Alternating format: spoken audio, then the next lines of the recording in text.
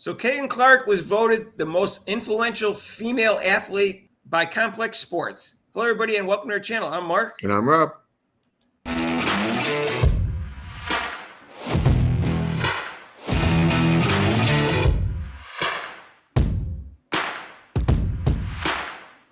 So, hey, if you haven't subscribed to our channel yet, please do so. Hit the notification bell when you do so you get notified of our next video. And we got 7,000 subscribers, our new goal, Rob. We just got over 6,000 and we need your help. And join us for our live show, which is now headed off by Caitlin Clark's Crossover, our new sports forum type show with guest podcasters. We talk about Caitlin Clark. It's like this old sports reporters. It's pretty cool. And that is on Mondays from 6 to 7 Eastern time and Thursdays 5:30, 6:30 Eastern time, except for major holidays. And the live show continues after that. So join us for that.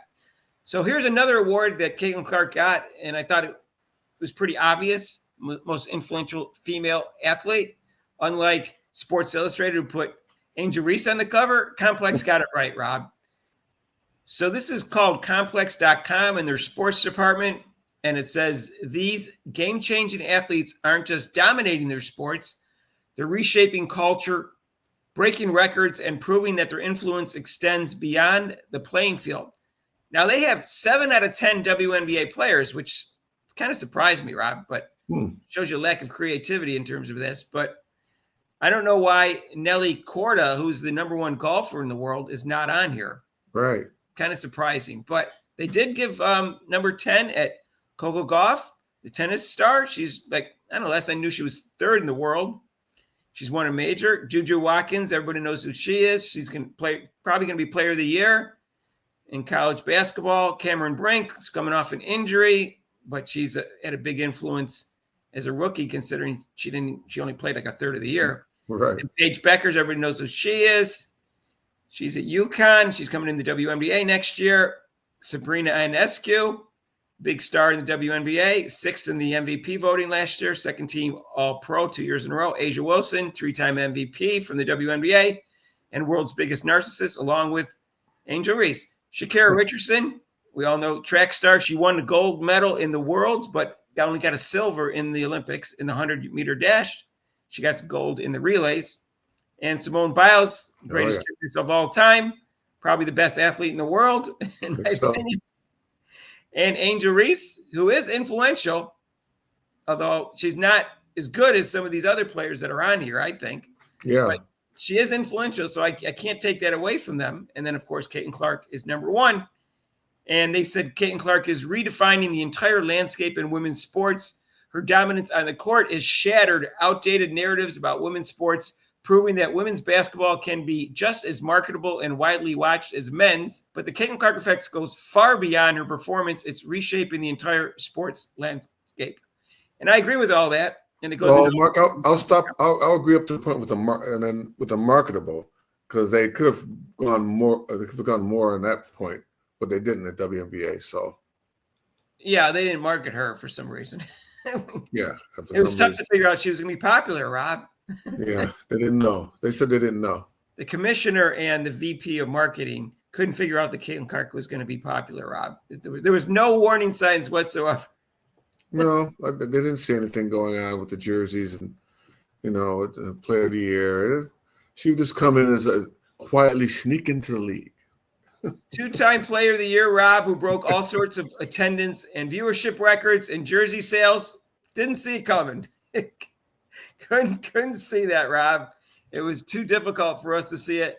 So we waited till halfway through the season and pretended we couldn't see it because we didn't want to market her. It was like we were blinded by it, Rob. Right. Didn't see this train coming. Nobody could see it. Nobody. It was like the whole world was shocked by her popularity, the WNBA. So, golly. Except for 3/4 of the league who were basically her fans who came in. So I agree with this, and I think it's obvious that she is the most influential. She's right now, Rob, she is the most influential athlete in the country and probably the most influential female athlete in the world. I won't state that she's more influential than Lionel Messi all over the world because soccer is such a big sport. And he's been around for a long time. But other than that, she's probably 2nd in the world and 1st among female in the world. first among any athlete in the country right now, is most influential and most popular too. I would say so, Mark. I mean, the country, even over in Asia, they know about her. They know about her in Asia, China, Philippines, Taiwan. They know about her. As long as they stick her on the Olympic team in 2028, they might not, Rob, because it might not be fair to the other players in the league because everybody has to get attention. But Well, Mark, let's say they do on an outside chance, they put her on the Olympic team, Rob. Well, she has to get her rest. What? She has to get her rest, Mark. That's why they won't put her on the team. Right. But let's say they just happen to put her on, even though she's not that good a player. She's only average. If they do, and the ratings go through the roof, Rob, I think she will become the most popular athlete in the world, male or female. I think that'll happen after the 2028 Olympics. Do you think, Mark, though, when that happens, Mark, do you think they'll look back on the previous Olympics and just sit there and just like everybody just shake their heads, going like, "You"? Well, they're already doing that, Rob. Yeah, what you big dummy, as to quote Fred Sanford. Big dummy. I thought you were going to quote Cheryl Miller. She just said that about Caitlin Clark. I did the Fred Sanford. I did the Fred Sanford. You big dummy. You big dummy. You're all getting paid, Cheryl Miller said. Yeah. So I thought this was an obvious choice. I don't know why there's 7 out of 10 WNBA players. I know right now it's in the limelight. Oh, they weren't WNBA players because 2 of them were from college basketball. So I don't know. Hannah Hidalgo wasn't on there, but we'll see.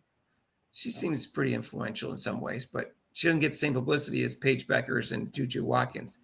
But again, I would have picked out some other sports besides basketball players.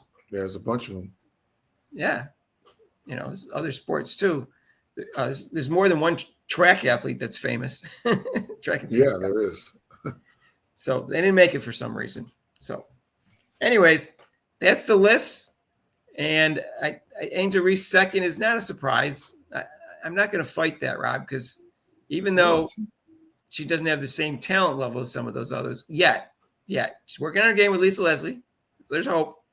She is influential, especially on social media. Yep, you mentioned her name. They know about her. So, right. She's not as big a draw as she thinks she is because attendance and television views say that. So, but we'll see what happens. We'll see what happens this year with the WNBA and whether they become really popular. And we're going to see right now, Rob, next week. In fact, in the next 3 weeks, we're going to see how popular women's college basketball is without Caitlin Clark because we're going to have the March Madness starts. I guess it starts Wednesday for the women and Tuesday for the men. Mm-hmm. So anyways, and we'll be following that in our channel, just so you know. And we'll discuss that in Caitlin Clark's crossover. So join us for that. It's every Monday at 6 to 7 and Thursdays 5:30 to 6:30. It's Eastern time, except for major holidays. It's like a sports reporters type forum. And we have a bunch of guest podcasters, and we talk about Caitlin Clark and women's basketball. If you like this video, hit the like button and share it with your family, friends, and acquaintances. And if you haven't subscribed to our channel yet, make Rob happy and subscribe. We're going for 7,000 subscribers. We just hit 6,000, and hit the notification bell when you do so you get notified of your next video. And if you haven't donated to the channel, you can with super chats and super thanks down below. And there's a link to PayPal. And we'll see you in the next video. Peace out.